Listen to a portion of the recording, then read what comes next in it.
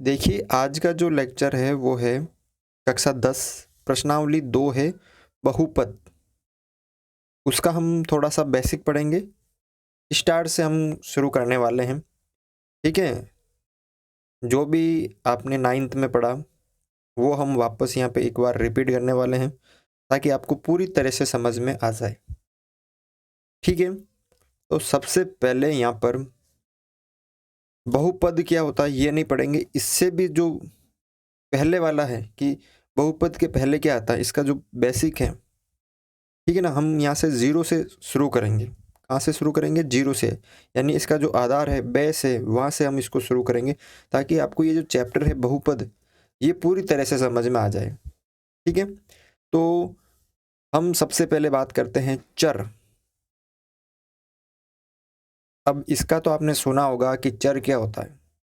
ये 8th 9th जो class है, 8th और 9th में उसमें आ रहा है चर क्या होते हैं। एक होता है अचर, ठीक है? तो अब यहाँ पे आपको परिभाषा की कोई ज़रूरत नहीं है। आपको कोई एग्ज़ाम में परिभाषा नहीं पूछेंगे, बस आपको उसको समझना चाहिए। तो चर राशि, चर राशि, चर राशि क्या होती है?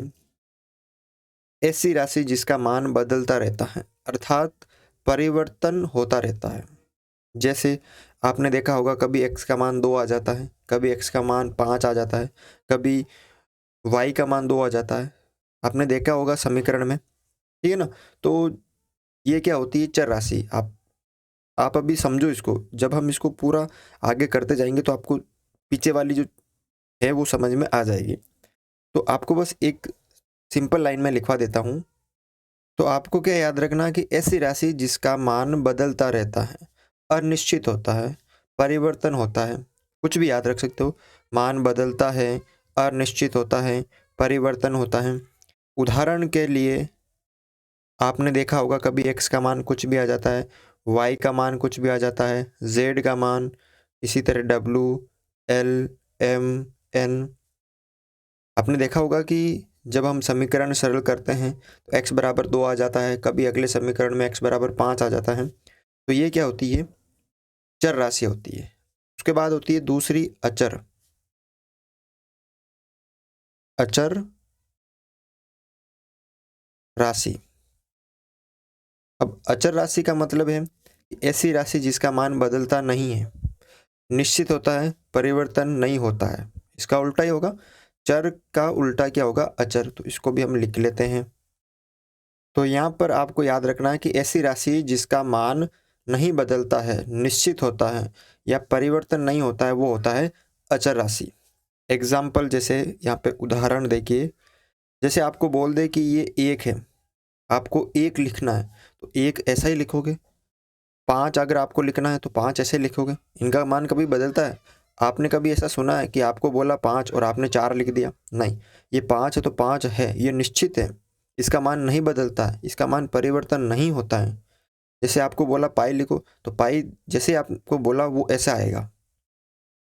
तो दिमाग में आपके फिक्स है कि ये फिक्स है, निश्चित है कि पाई का मान पाई होता है। तो ऐसी राशि क्या जो फिक्स होती है, जो निश्चित होती है, जिसको परिवर्तन नहीं कर सकते, उसे हम बोलते हैं अचर राशियाँ। आ गई समझ में?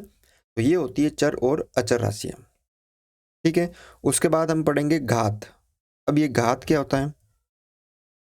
देखो,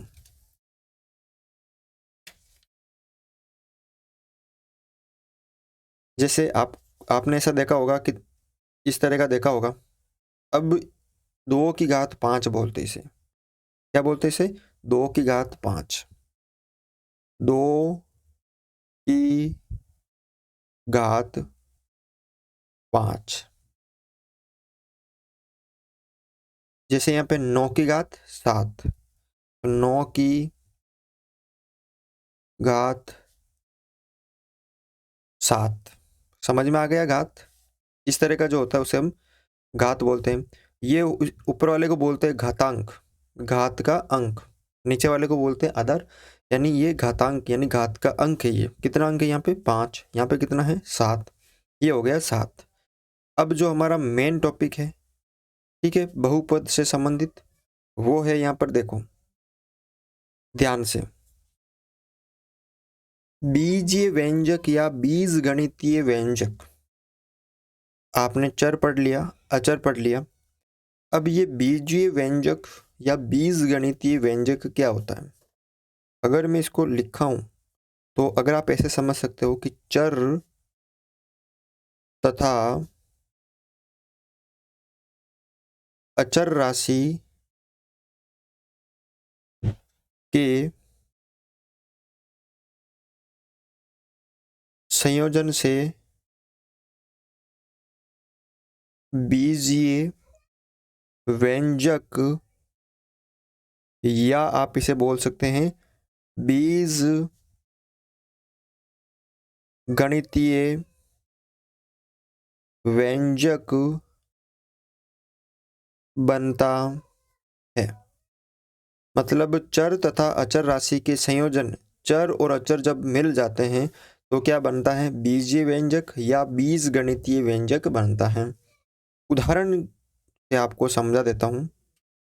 जैसे 4 क्या है?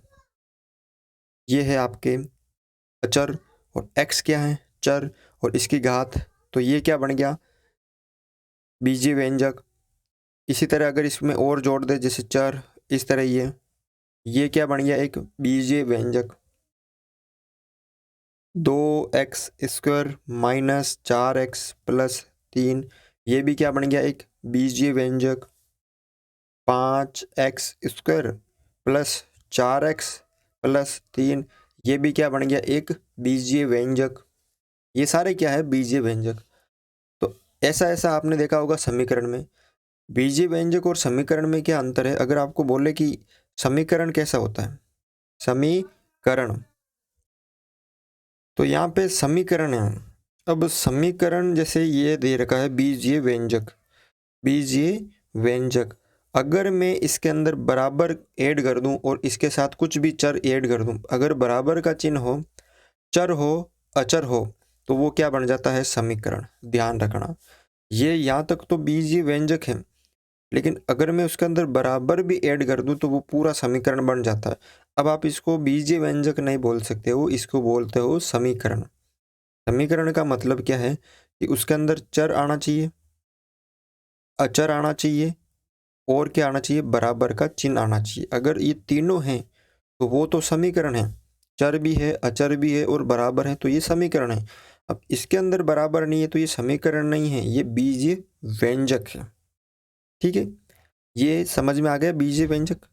ठीक है, इस तरह का आप देखते हो तो इन्हें हम बोलते हैं बीजीय व्यंजक।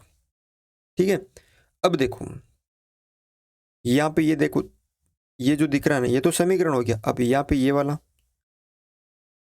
ये वाला, ये वाला, ये वाला, प्रत्येक को हम बोलते हैं पद। क्या बोलते हैं? पद। क्या बोलते हैं? पद। जो ये दिख रहा है ना, तो अब इसमें क्या क्या दिख रहा है? देखो, अचर दिख रहा है, चर दिख रहा है, और चर की घात दिख रही है। आप बोलोगे सर ये तो पद है, लेकिन इसमें चर का है और चर की घात का है। मैं अभी आपको बता देता हूं। जैसे क्या क्या होना चाहिए? एक तो अचर होना चाहिए पद में, उसके बाद चर, और चर की क्या होनी चाहिए? घात। उदाहरण से समझते हैं इसको हम। जैसे यही ले लेते हैं 5x²। अब ये ले लो सर, इस पद में कहाँ है चर और घात कहाँ है? तो 3 ले लीजिए। देखो यहाँ पर जो ये है 5, ये तो है अचर, यानी यहाँ पे अचर कितना है? 5 है, और ये चर है x, और इसकी घात कितनी है? 2 है। अब आप बोलोगे सर इसमें कहाँ है? ये तो चर तो है, सॉरी अचर तो है 3, लेकिन इसमें चर कहाँ है और घात कहाँ है?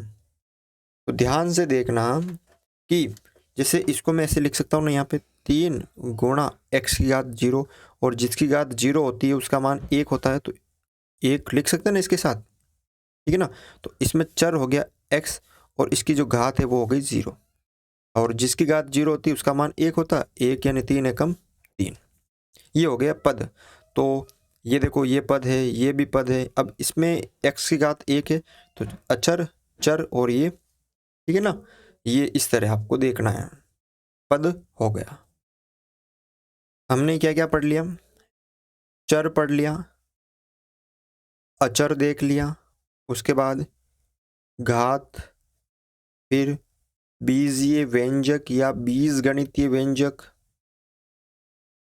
और हमने पद देख लिया।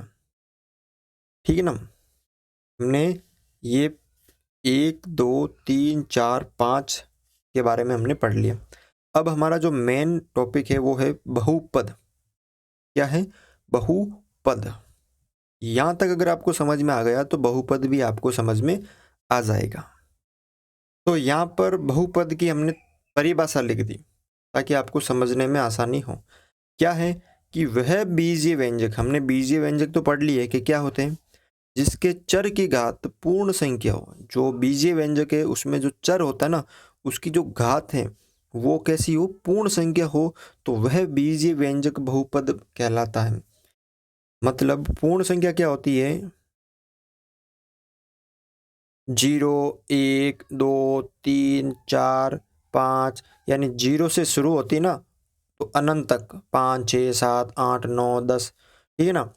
तो ऐसे बीजीय व्यंजक, इसको वापस समझना, ऐसे बीजीय व्यंजक जिसके जो चर की घात है वो पूर्ण संख्या में हो, माइनस में नहीं हो, भिन्न के रूप में न हो, 0 1 2 3 4 ऐसे हो, तो वह बीजीय व्यंजक जो है वो बहुपद बन जाता है। एग्जाम्पल देखिए यहाँ पे, उदाहरण जैसे 5x² प्लस 4x माइनस या प्लस 3 देख लीजिए। अब इसमें जो चर की घात है, देखो इसमें ये चर की घात 2 है, पूर्ण संख्या है। इसमें चर की घात है वो 1 है, पूर्ण संख्या है। ठीक है? तो ये क्या बन गया? आपके बहुपद बन गया। अब आप बताओ कि ये जो है, ये बहुपद है क्या? ये बीजीय व्यंजक तो है क्योंकि इसमें चर है, अचर है और घात है, लेकिन क्या ये बहुपद है? ये बहुपद है, लेकिन इसमें देखो इसकी घात तो 2 है लेकिन इसकी घात 1/2 है, यानी ये पूर्ण संख्या में नहीं है। ठीक है ना? तो ये बहुपद नहीं है, बहुपद नहीं है। समझ में आ गया बहुपद? अब हमारा जो मेन टॉपिक है बहुपद, उसे उससे संबंधित 4-5 जो है नियम वो पढ़ेंगे। ठीक है? तो सबसे पहले हम पढ़ेंगे बहुपद की घात। बहुपद की घात। तो बहुपद की घात में हम सबसे पहले एक उदाहरण से समझते हैं कि बहुपद की घात होती क्या। जैसे उदाहरण हमारा है 5x² प्लस 4x प्लस 3। ये हमारा बहुपद है। जांच भी होनी चाहिए कि बहुपद है या नहीं है। तो बहुपद की घात का मतलब है कि जो सबसे चर कौन सा है, ये वाला चर है, ये वाला चर। तो चर की सबसे ज्यादा घात कौन सी है? चर की अधिकतम घात, अधिकतम घात कितनी है? 2 है। ये चर है, तो चर की ज्यादा से ज्यादा यानी सबसे ज्यादा घात कितनी है? 2। और वही क्या कहलाती है? बहुपद की घात कहलाती है। तो चर की अधिकतम घात बहुपद की घात होती है, यानी चर की जो अधिकतम घात है वो ही क्या होती है? बहुपद की घात होती है। तो यहाँ पे चर की अधिकतम घात कितनी है? चर की अधिकतम घात वो 2 है। अब ये 2 है तो अतः बहुपद की घात भी कितनी हो जाएगी? 2। जितनी ज्यादा चर की घात है वही क्या होती है? बहुपद की घात होती है। अब बहुपद का मान, बहुपद का मान इसी उदाहरण से हम समझते हैं। 5x² प्लस 4x प्लस 3 और x बराबर 0 रखने पर बहुपद का मान बताइए। आपको क्वेश्चन में ऐसा देगा कि बहुपद है, उसमें x बराबर 0 रखने पर बहुपद का मान बताइए। तो आपको क्या रखना है कि x बराबर 0 बहुपद में रखने पर, ठीक है। तो बहुपद है 5, x की जगह कितना रखना 0, उसका स्क्वायर प्लस 4, ये 0 प्लस 3, ये पूरा 0 हो गया, ये पूरा भी 0 हो गया, क्योंकि 0 का स्क्वायर 0 और 0 को 5 से करेंगे तो 0, 4 को 0 से करेंगे तो 0 प्लस 3 यानी 3। तो जब हमने इस बहुपद में x बराबर 0 रखा तो इसका जो मान है वो कितना प्राप्त हुआ, 3 प्राप्त हुआ। तो हमने क्या क्या पढ़ लिया, बहुपद, बहुपद की घात और बहुपद का मान हमने पढ़ लिया। बहुपद का शून्यक, बहुपद का शून्यक क्या होता है? तो जैसे मान लीजिए कोई बहुपद है, यही हम ले लेते हैं अपना 5x square plus 4x plus 3, ये हमने बहुपद लिया। अब बहुपद का शून्य क्या होता है कि एक ऐसा मान, चर की जगह, जो ये चर दे रखा ना, चर की जगह एक ऐसा मान रखो कि उस पूरे का मान क्या बन जाए, 0। चर की जगह एक ऐसा मान रखो कि उस पूरे का मान क्या बन जाए, 0 बन जाए, ठीक है ना। चर की जगह आप ऐसा एक मान रखो कि उसका पूरे का जो मान है बहुपद का वो 0 बन जाए, ठीक है। तो अगर मैं यहाँ पे 0 रखता हूँ तो ये तो 0, ये 0 और यहाँ पे ये 3 रहेगा। तो अब देखो बहुपद के शून्य, तो इसमें ये घात कितनी है, 2 है, तो इसके शून्यक भी कितने होंगे, ज़्यादा से ज़्यादा 2 ही होंगे। जितनी घात उतने शून्यक। जैसे ये है आपके 5x माइनस 5, ये बहुपद है, ये पहला बहुपद है, ये दूसरा, और इसमें चर की घात अधिकतम कितनी है, 1, तो इसका शून्यक भी कितना बनेगा, 1 ही बनेगा। जितनी घात उतनी उतने ही शून्यक। अब जैसे इसका हमें शून्यक निकालना है, तो जिसका भी अगर शून्यक निकालना, जैसे ये बहुपद है, बहुपद को हम किसी भी तरह से दर्शा सकते हैं, पी से, एफ से, जी से, कुछ से, ठीक है। तो ये 5x माइनस 5, अब इस बहुपद का हमें शून्यक निकालना है, ठीक है। तो तरीके बहुत सारे हैं, आपको सरल तरीका बता रहा हूँ मैं। देखो सबसे पहले जो ये f यानी ये जो बहुपद है, इसको आपको 0 के बराबर रखना है, क्योंकि हमें शून्यक निकालना है, ठीक है। अब 5x माइनस 5 बराबर 0, तो 5x बराबर 5 और x बराबर 5, ये 5 गुणा में तो भाग में, तो x बराबर 1, यानी इस बहुपद का जो शून्यक है वो 1 होगा। यानी इसमें मैं 1 रखूँगा तो इस पूरे का मान क्या हो जाएगा, 0 हो जाएगा। देख लीजिए 5x की जगह 1 रखा मैंने, 5, 5 एकम 5 माइनस 5 बराबर 0। ये होता है बहुपद का शून्यक, ठीक है। इसके ऊपर मैं एक अलग से वीडियो बना दूंगा ताकि आपको अच्छी तरह से समझ में आ जाएगा। अगला हमारा टॉपिक है बहुपद में पद का गुणांक। कोई बहुपद है 5x square plus 4x plus 3, इसमें किसी भी पद का गुणांक, किसी भी पद का गुणांक, तो जैसे ये x स्क्वायर है, x स्क्वायर का गुणांक, गुणांक यानी ये किसके साथ गुणा हो रहा है, एक्स स्क्वायर किसके साथ गुणा हो रहा है, 5 के साथ। अब ये चर है x, x का गुणांक 4। आपसे कई बार पूछ लेता है कि x के बाद 0 का गुणांक बताओ, तो वो होता है चर का, सॉरी अचर का होता है, क्योंकि इसको हम ऐसे भी तो लिख सकते हैं x की घात 0, और जिसकी जिसकी घात 0 होती है उसका मान 1 होता है, तो इसकी जगह 1 है अभी, और 3 को 1 से गुणा करेंगे तो 3 ही आएगा, ठीक है। तो एक्स स्क्वायर का गुणांक तो वो होगा 3। अगर यहाँ पे -4 होता तो यहाँ पे माइनस चिन्ह आता। एक और देख लीजिए यहाँ पे x square minus x plus 7, तो अगर यहाँ पे एक्स स्क्वायर का गुणांक पूछते तो वो यहाँ पे कुछ नहीं, तो ये 1। एक्स का गुणांक पूछते तो यहाँ पे 1 है ना, तो कितना एक्स है, 1 है, तो -1, और एक्स की घात 0 का तो वो है 7। ये होता है बहुपद के पद का गुणांक, ठीक है। हमारा लास्ट टॉपिक है लेक्चर का इसका, इसमें हम पढ़ेंगे बहुपदों के प्रकार। बस आपको इसमें थोड़ा सा याद रखना है कि बहुपद किस तरह के होते हैं, कितने प्रकार के होते हैं। अगर हम बात करें पदों के आधार पे, घातों के आधार पे और चर के आधार पे, तो ध्यान रखना है पदों के आधार पर होते हैं 3 प्रकार के, एक पदी बहुपद, द्विपद बहुपद, त्रिपद बहुपद। ठीक है, अगर ज़्यादा हो तो वो बहुपद, चौपद ऐसे होते हैं। ठीक है, लेकिन आपको 3 याद रखना है, एक पदी, द्विपदी, त्रिपदी। अगर घात है तो जिसकी घात 1 है उसे हम बोलते हैं रैखिक बहुपद। जिस बहुपद में घात 1 है वो रैखिक बहुपद, जिसकी घात 2 है वो द्विघाती बहुपद, जिसकी घात 3 है वो त्रिघाती बहुपद। ठीक है, और चर के आधार पर जिसमें एक चर हो वो एक चर वाले बहुपद, जिसमें 2 चर हो वो 2 चर वाले बहुपद, और जिसमें 2 से अधिक हो वो अनेक चर वाले बहुपद। सबसे पहले देखते हैं हम पदों के आधार पर बहुपद।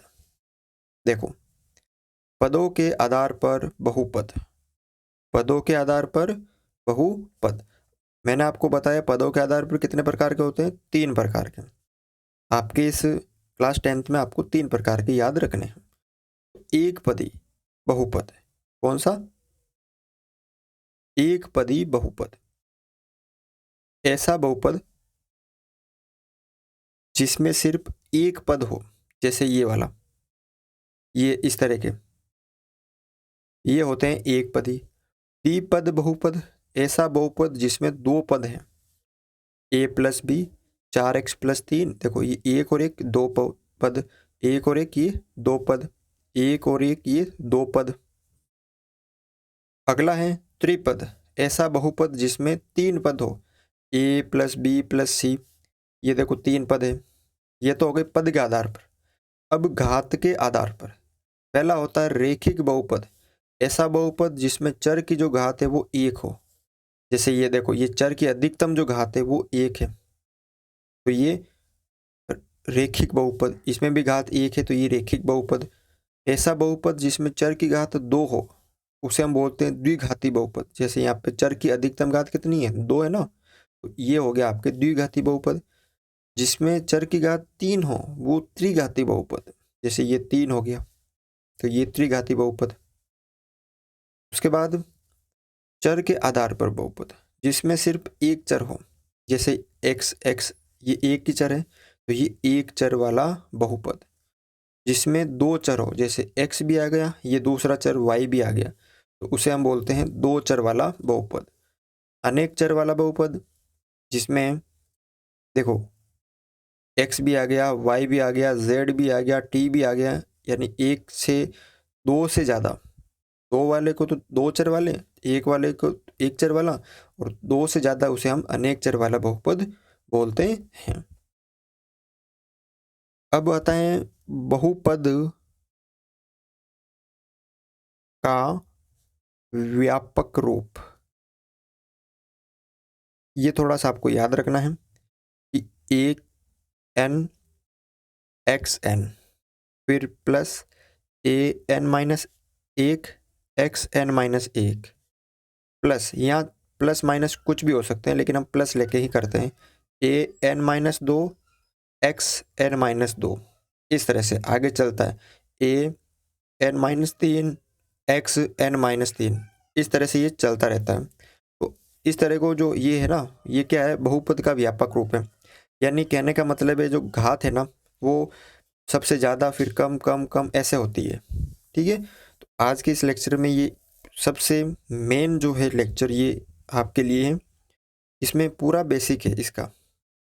ठीक है ना, जो भी 0 वाला है मतलब शुरू से वो पूरा बेसिक है, तो इस लेक्चर को कंप्लीटली देखें आपको, तभी आपको ये जो चैप्टर है वो समझ में आएगा।